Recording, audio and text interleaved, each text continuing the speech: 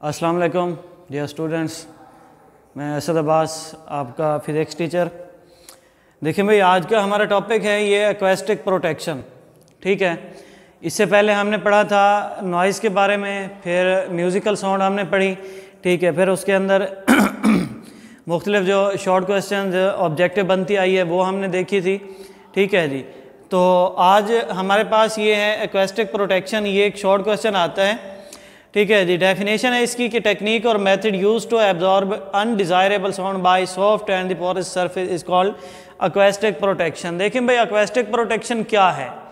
Basic इस sound मतलब कि इस नॉइज़ को जो हमारे शोर होता है बहुत ज़्यादा, उसे ख़त्म करने के लिए हम एक तरकीब इस्तेमाल करते हैं, एक टेक्निक इस्तेमाल करते हैं जिसको कहा जाता है एक्वेस्टिक प्रोटेक्शन। दोबारा देख लें कि शोर को ख़त्म करने के लिए हम जो एक टेक्निक इस्तेमाल करते हैं उसे कहा जाता है एक्वेस्टिक प्रोटेक्शन। ठीक है जी, तो अब ये होती किस तरह से है? देखिए भाई, ये जो अनडिज़ायरेबल साउंड होती है, मतलब कि जो बेयरेबल नहीं होती या जो हमारे काम की नहीं होती हैं, उसे हम कोशिश करते हैं कि किसी ऐसी जगह पर शिफ्ट कर देते हैं जहाँ पर हमें वो सुनाई नहीं देती हैं। अब जिस तरह से आपको पता है कि तरक्की होती जा रही है, तो इसमें यह है कि जब आप किसी बड़े मॉल में जाते हैं या कोई बड़ी शॉप जिस तरह से हो गए, वहाँ पर आप लोग शॉपिंग के लिए जाते हैं, वहाँ पर आप जितना भी बोलते हैं तो आपकी गूंज पैदा नहीं होती आवाज़ की। ठीक है जी, कभी आप लोग ये जाके देखें कि जहाँ आप बोल रहे हैं तो वहाँ पर आवाज़ की गूंज क्यों नहीं पैदा हो रही, जबकि आप घर में जब बात करते हैं तो हल्की सी आवाज़ जो है वो भी आपके लिए एक मतलब कि दर्दनाक बन सकती है, गूंज पैदा हो सकती है। तो वहाँ पर क्यों नहीं होती? क्योंकि वहाँ पर इस तरह के कारपेट इस्तेमाल किए जाते हैं, इस तरह की वॉल्स शीटें इस्तेमाल की जाती हैं जो कि आपके इस साउंड को जज्ब कर लेती हैं, एब्जॉर्ब कर लेती हैं। ठीक है जी, तो ये टेक्निक जो है एक्वेस्टिक प्रोटेक्शन होती है। अब जिस तरह से हमारे पास सिलेबस के अंदर है, यहां पर एक और चीज भी है।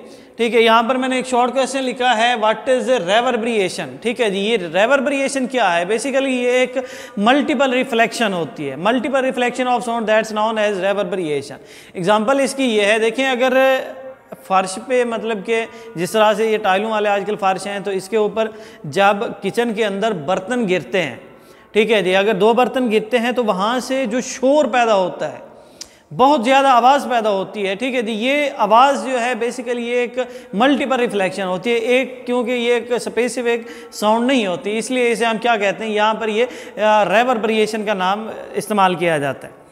अब ये है कि आपके पास कि इस रिफ्लेक्शन को ख़त्म किस तरह से किया जाता है, या ये जो प्रोटेक्शन हम इस्तेमाल करते हैं किस तरह से करते हैं। पहले आप ये देख लें, पेज नंबर 30 जो है, इसके ऊपर जो पहली लाइन है कि soft porous material such as drapers and drugs absorb large amount of sound energy and thus quite echoes and softing noise. ठीक है जी, ये मटेरियल उसने बताया है कि जो कि क्या करते हैं कि इस साउंड की मतलब कि ये जो आपके पास शोर होती है इसकी आवाज़ को ये एब्जॉर्ब कर लेते हैं। इसके बाद है कि using such material in noisily places we can reduce the level of noise pollution. ठीक है जी, अगर ये मटेरियल हम इस्तेमाल करते हैं तो नॉइज पोल्यूशन का जो लेवल होता है उसको हम कम कर सकते हैं। इसके बाद ये है कि if the surface of the classroom और public halls are too absorbent, the sound level may be low for the audience।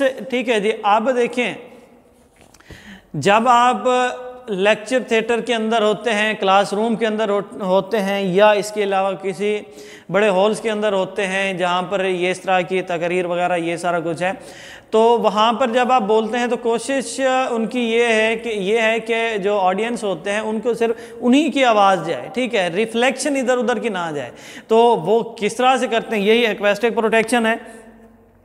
अच्छा जी, सरफेस क्लासरूम पब्लिक हॉल्स, इसके बाद ये है कि some time when sound reflect from the walls ceiling and floor of a room the reflecting surface are too reflective and sound become garbled. ठीक है जी, इसके बाद है कि this is due to multiple reflection. ये क्यों होता है इस तरह? ये मल्टीपल रिफ्लेक्शन है जो कि रेवर्बरिएशन है। Design of lecture halls, auditorium and the theatre halls are also balance must be achieved between reverberation and absorption. देखिए जी, अब ये है कि हमारे जो लेक्चर थिएटर्स हैं, ये बड़े हॉल्स हैं, कॉन्फ्रेंस रूम्स हैं, ठीक है जी। तो ये क्या है कि इनको इस टेक्निक के साथ बनाया जाता है कि जितनी भी आवाज़ गूंजे, मतलब कि आवाज़ हो तो वो गूंजे ना, ठीक है, रिफ्लेक्शन वहाँ पर ना हो, आवाज़ को ये एब्जॉर्ब कर लें। इसके बाद ये है कि it is often advantages to place reflector behind stage to direct sound to the audience, ठीक है जी। और बजाय इसके कि हमारी आवाज़ जो है ये टकराती फिरे, मतलब कि चार दीवारें हैं तो चारों के साथ जाके टक्कर खाए, तो बेहतर है कि इस तरह की उनकी एडजस्टमेंट की जाती है इन हॉल्स की, कि हमारी आवाज़ जो है डायरेक्ट जो है उन ऑडियंस के ऊपर, उन ऑडियंस के कानों तक पहुंचती है, बजाय इसके कि इधर उधर वेस्ट हो। Generally, the ceiling of the lecture halls, conference halls and the theatre halls are curved so that sound after reflection may reach all the corner of the halls. ठीक है जी। आप लोगों ने देखा होगा जब आप इन हॉल्स में जाते हैं, कॉन्फ्रेंसेस रूम में जाते हैं, तो वहाँ पर ये दीवारें जो है कमरे की ये कर्व्ड होती हैं। तो कर्व्ड क्यों होती हैं, उसकी यही वजह होती है कि आपकी आवाज़ जो है ये वेस्ट ना हो और हर ऑडियंस के ऊपर, हर ऑडियंस ताकि आपकी आवाज़ जो है क्लियरली पहुंच सके, एक डायरेक्शन दी जाती है उसे। Sometimes car sound board are placed behind the stage so that sound after reflection distributed evenly across the hall, ठीक है जी। इसके बाद यहाँ पर एक और चीज़ है कि देखें, ये थी हमारे पास प्रोटेक्शन, मतलब कि एक्वेस्टिक प्रोटेक्शन किस तरह से है। पहले हमने कहा कि ये कुछ कारपेट्स इस्तेमाल किए जाते हैं, ये शीटें को इस्तेमाल की जाती हैं दीवारों के ऊपर, जिसकी वजह से हमारी आवाज़ जो है रिफ्लेक्ट नहीं होती। फिर हमने ये पढ़ा कि ये जो रूम्स हैं या क्लास रूम्स हैं या थिएटर्स हैं या कोई भी इस तरह के हॉल्स हैं, तो उनकी कंस्ट्रक्शन इस तरह से की जाती है कि उनका जो इंटरनल, मतलब कि सारा एटमॉस्फेयर होता है, उसके अंदर ये है कि उस कमरे को कार्व्ड शेप में बनाया जाता है, ठीक है जी। कार्व्ड क्यों बनाया जाता है, क्योंकि हमने आवाज़ को एक डायरेक्शन देनी होती है।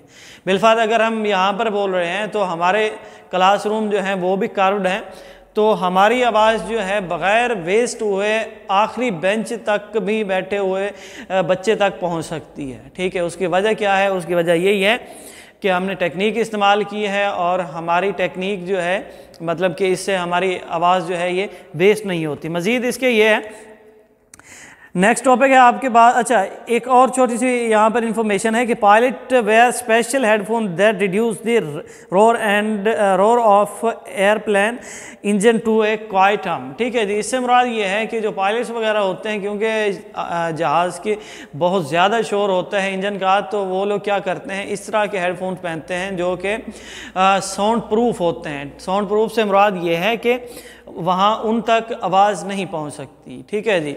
तो ये आज का हमारा टॉपिक था, ये एक्वेस्टिक प्रोटेक्शन, ठीक है जी। उम्मीद करते हैं कि आपको बच्चे समझ आ गया होगा। मज़ीद अगर नहीं आया तो आप हमें टेक्स्ट कर सकते हैं या कॉल्स कर सकते हैं, तो इंशाल्लाह आपको सेटिस्फाई कर दिया जाएगा। शुक्रिया।